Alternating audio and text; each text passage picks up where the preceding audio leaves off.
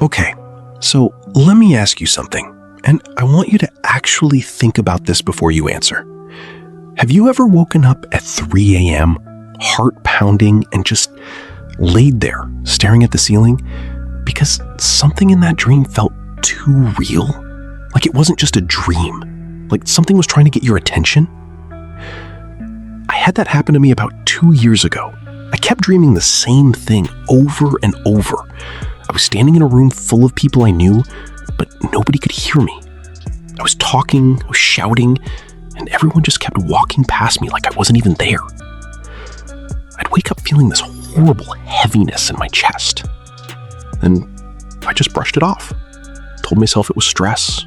Told myself I'd been watching too many late-night videos. But here's what I didn't know then, and what research has since completely blown my mind with.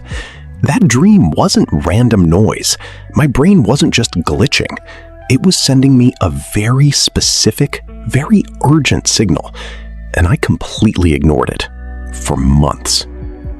What happened after? I'll get to that. But first, let's talk about what's actually happening inside your head when you sleep. Because once you understand this, you will never look at a dream the same way again. So here's the thing most people don't know. When you fall asleep, specifically when you hit REM sleep, which is that deep stage usually happening 90 minutes in, your brain doesn't go quiet.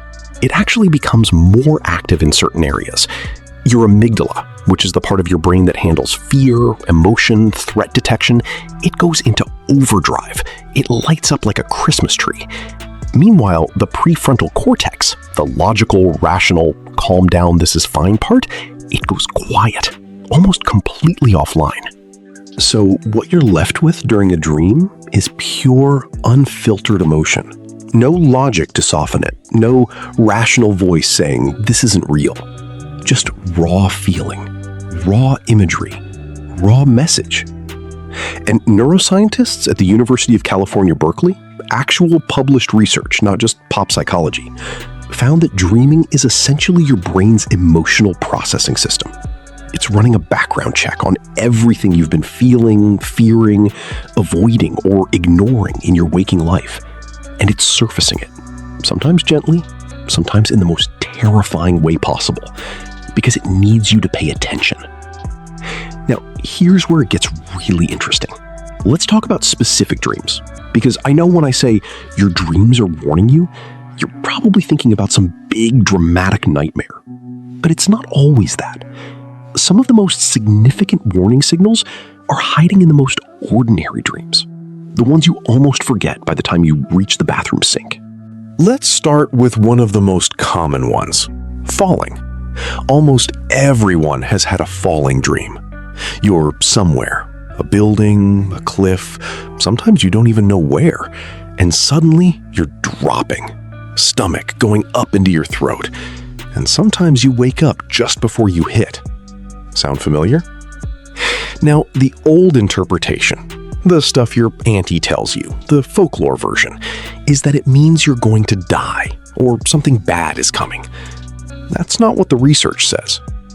Matthew Walker, he's a neuroscientist and sleep researcher at Berkeley, author of Why We Sleep, one of the most cited voices on this subject. His work points to falling dreams as being strongly linked to feelings of loss of control in waking life. Specifically, situations where you feel like you're in free fall, a job that's unstable, a relationship where the ground keeps shifting beneath you, a decision you've been putting off so long that now it's making the choice for you.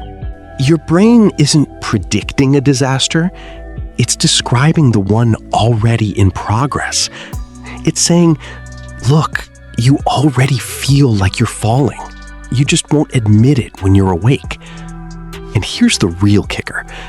The people who most commonly report recurring falling dreams, studies show they tend to be high-functioning, high-responsibility individuals. The ones who hold everything together for everyone else and never stop to ask themselves if they're okay. Think about that. Now let's talk about being chased, because this one is almost universal, and it's one of the most misunderstood. You're running. Something is behind you. Sometimes it's a person, sometimes it's a shadow, sometimes it's something you can't even see, but you feel it. And no matter how fast you run, it stays right there behind you. Dr. Deirdre Barrett, a psychologist and dream researcher at Harvard Medical School, yes, Harvard, has studied this extensively.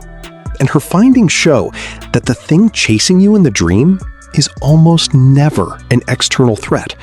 It's representing something you are running from in your own life, a conversation you need to have, a truth you keep avoiding, an emotion, anger, grief, guilt, that you've been suppressing so successfully in your daytime life that your brain literally has to personify it and chase you with it at night just to get you to acknowledge it exists. The chase dream doesn't stop when the threat goes away. It stops when you turn around and face it.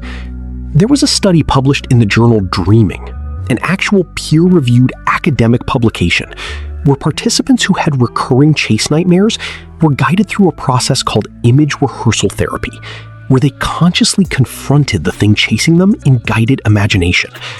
Not only did the nightmares reduce, the participants also reported significant reductions in real-life anxiety, because the dream and the waking life avoidance were connected. They were the same thing wearing different clothes. Let me tell you about something that happened to a woman. Real situation, shared publicly, no names used, who wrote about this in a mental health forum. She'd been having the same dream for 8 months, being chased through her childhood home by a figure she never saw clearly. She was seeing a therapist, and her therapist asked her not about the dream, but about her relationship with her mother. And she said, "Oh, we're fine." Cut to 6 sessions later, she was describing years of emotional dynamics she never fully processed, never talked about out loud, never named. The dream stopped almost immediately after that first real conversation. 8 months. Gone. Your brain knew. Long before she did. Now let's get into something that might make you a little uncomfortable, because this one hits differently. Teeth falling out. This is statistically one of the most commonly reported dreams across cultures, across countries, across age groups. You're talking to someone, you smile, and suddenly you feel your teeth loosening, or they just start falling out one by one. Or you look in a mirror and they're already gone. Multiple studies, including research from the University of Haifa, have examined this dream specifically. And the most consistent finding across the literature is this: teeth falling out dreams are strongly associated with feelings of powerlessness, poor self-image, and communication anxiety. The feeling that how you appear to others is crumbling, that you can't say what you need to say, that something you used to rely on to present yourself to the world, your confidence, your credibility, your sense of self, is falling apart. One study specifically found a correlation between this dream, ending a career, ending a long relationship, becoming a parent, moments where your old identity is dissolving and you haven't quite figured out who you are on the other side yet. Think about the last time you had that dream. What was going on in your life at the time? Seriously, pause and think about it, because I would bet there was something shifting, something uncertain, something that felt like it was slipping out of your hands. That's not a coincidence. That's communication. Now, let's talk about something a little different, because not all warning dreams are dramatic. Some of them are almost boring on the surface, but they carry enormous weight.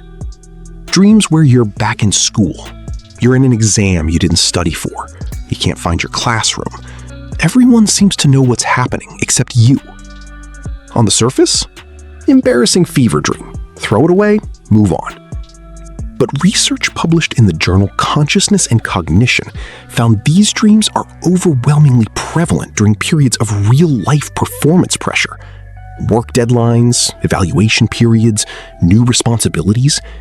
And they're not just stress dreams. They're specifically tied to imposter syndrome. that gnawing feeling that you're not quite qualified for the life you're living. That any moment now, someone's going to realize you don't know what you're doing. And here's what's interesting. These dreams don't typically appear in people who are actually underperforming. They appear most in people who are working hardest and feeling most unworthy of their own effort. Your brain is processing a gap between your external performance and your internal belief about what you deserve. That's a pretty specific and profound message to be sending, dressed up as a high school algebra class you forgot to attend. Let me come back now to that dream I told you about at the start, the room full of people who couldn't hear me. I kept ignoring it, kept waking up, shaking it off, getting on with my day. Turns out, during that exact period of my life, I had completely stopped asking for what I needed from the people around me. I'd convinced myself I was fine, I was coping, I didn't need to burden anyone. And the loneliness of that, the quiet, invisible loneliness, my brain was screaming about it every single night. In a room full of people I loved, I had made myself invisible, and I couldn't figure out why I felt so disconnected from everyone. When I finally started actually talking, and I mean really talking, not the fine, everything's fine version, the dream stopped. Within 2 weeks, completely. I'm not saying dreams are magic. I'm not saying they're prophecy. What I'm saying, and what the neuroscience backs up, is that your brain is constantly processing the emotional data you're feeding it. And at night, when the noise goes quiet and the logical filters come down, it shows you what it's been holding. It shows you the things you've been too busy, too distracted, or too scared to look at when the lights are on. There's a concept in sleep science called threat simulation theory, proposed by Finnish neuroscientist Antti Revonsuo. The idea is that dreaming, especially threatening or intense dreaming, evolved as a rehearsal mechanism. Your brain simulates dangerous or difficult scenarios not to torture you, but to prepare you, to run the emotional fire drill, so that when the real version shows up, you're not starting from zero. Which means every time you wake up shaken from a nightmare, your brain just did something extraordinary for you. It ran a simulation. It stress tested you. It tried to hand you information that your waking mind wasn't ready to hold. The question is, are you going to look at it? Because here's what most people do, and I did this too for a long time. They wake up, they feel unsettled, they reach for their phone. They scroll until the feeling goes away, and the dream just files itself back into whatever drawer your brain pulled it from. And next week, or next month, it comes back. Sometimes louder, sometimes in a different outfit, but it comes back. Your mind is not disorganized. It's not broken. It is persistent. It will keep sending the signal until the signal is received. So, what do you actually do with this? Because I'm not going to leave you with just the science and then send you off into the night. Start paying attention.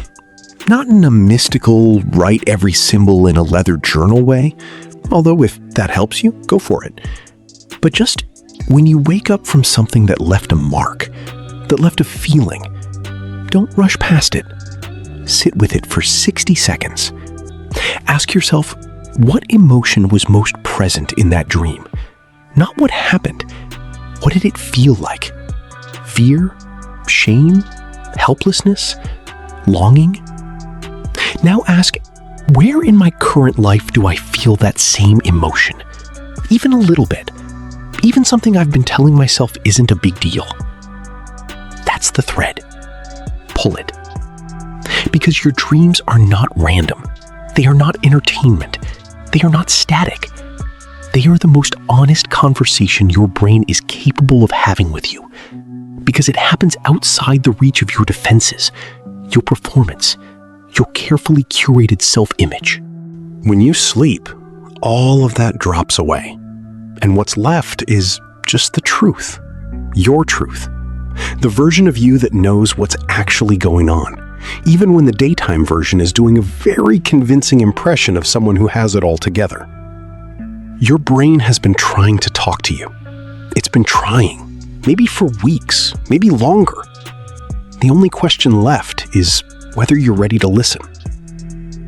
And if something in this felt familiar, if a dream came to mind while you were listening, or a feeling you recognized, that's not a coincidence either. That's your mind already starting to pay attention. If you want to keep exploring this, because there's so much more where this came from, about memory, about emotion, about the extraordinary things happening inside you while you sleep, stay here. Subscribe. Because every single week we go deeper into the human mind. Not to frighten you, not to overwhelm you, but because understanding yourself, really understanding yourself, is the most powerful thing you can do. And you deserve to know what's going on in there.